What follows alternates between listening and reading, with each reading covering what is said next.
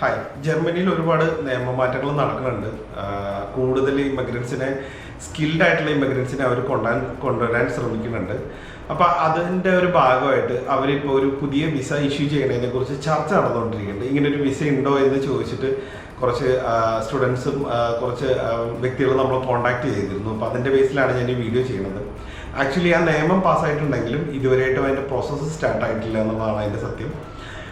Skilled ആയിട്ടുള്ള വിത്ത് advocate work experience ഉള്ള വ്യക്തിയാണെങ്കിൽ നിങ്ങൾക്ക് അവിടെ 1 വർഷം വരെ ജോബ് സെർച്ചിന് ചെയ്യാനുള്ള ഒരു ഓപ്ഷനാണ് ഇതിൻ്റെ ഡിസ്കഷനിൽ വന്നിരിക്കുന്നത്. പക്ഷേ കറക്റ്റായിട്ട് അതിന് ഉള്ള ഡിസ്ക്രിപ്ഷനോ കാര്യങ്ങളോ അല്ലെങ്കിൽ എന്തെല്ലാമാണ് എന്നുള്ള ഒരു കാര്യങ്ങൾ അവർ ഇതുവരെയായിട്ടും പുറത്ത് വിട്ടിട്ടില്ല. ഇങ്ങനൊരു വിസ പ്രൊവൈഡ് ചെയ്യാനുള്ള തീരുമാനം ഓൾറെഡി ആയിട്ടുണ്ട്. അത് കൂടുതലും IT, മെഡിക്കൽ, മെക്കാനിക്കൽ റിലേറ്റഡ് ആയിട്ടുള്ള എഞ്ചിനീയറിംഗ് പ്രൊഫഷൻ റിലേറ്റഡ് ആയിട്ടുള്ള ആളുകൾക്കാണ് കൂടുതലും എലിജിബിലിറ്റി.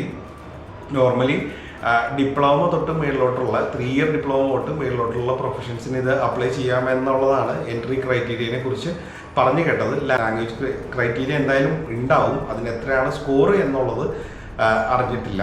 പിന്നെ അതുപോലെ തന്നെ നിങ്ങൾ എത്ര ലിവിങ് എക്സ്പെൻസ് ട്രാൻസ്ഫർ ചെയ്യണം അങ്ങനെയുള്ള കാര്യങ്ങളൊന്നും ഇതുവരെയായിട്ടും ഡിസ്ക്ലോസ് ആയിട്ടില്ല. പക്ഷേ സ്റ്റേ ട്യൂൺഡ്, ഫോളോവേഴ്സ്.